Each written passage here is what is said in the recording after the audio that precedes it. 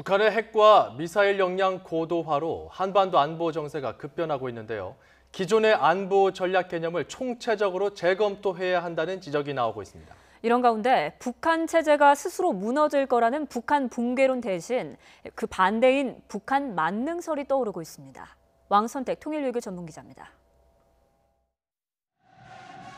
지난 2008년 8월 중순 북한의 독재자 김정일 국방위원장이 뇌졸중으로 쓰러지자 한동안 잠잠했던 북한 붕괴론이 다시 득세했습니다.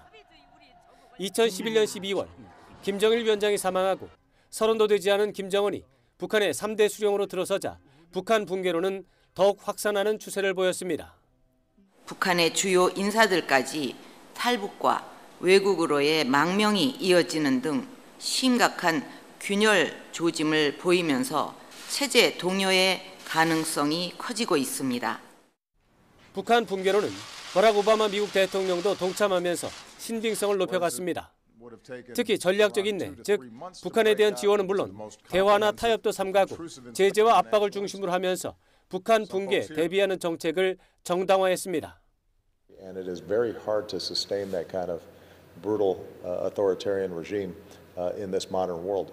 Over time, you will see a regime like this collapse. 그러나 북한은 붕괴하지 않았고 그동안 북한은 핵무기와 미사일 개발에 박차를 가하면서 급기야 수소탄 실험과 장거리 미사일 발사까지 성공했습니다. 당연하게도 북한 붕괴론은 급속도로 유용성을 상실했습니다. 문제는 북한 붕괴론 대신 이번에는 북한을 완전 무결한 국가로 인식하는 북한 만능설이 들어서고 있다는 것입니다. 북한이 핵무기와 장거리 미사일을 개발한 만큼 이제 한미 동맹을 이간하고 주한미군을 철수시키며 적화 통일을 이룰 것이라는 예측은 북한을 만능국가, 한국을 허수아비, 미국을 종이호랑이로 가정한 결과입니다.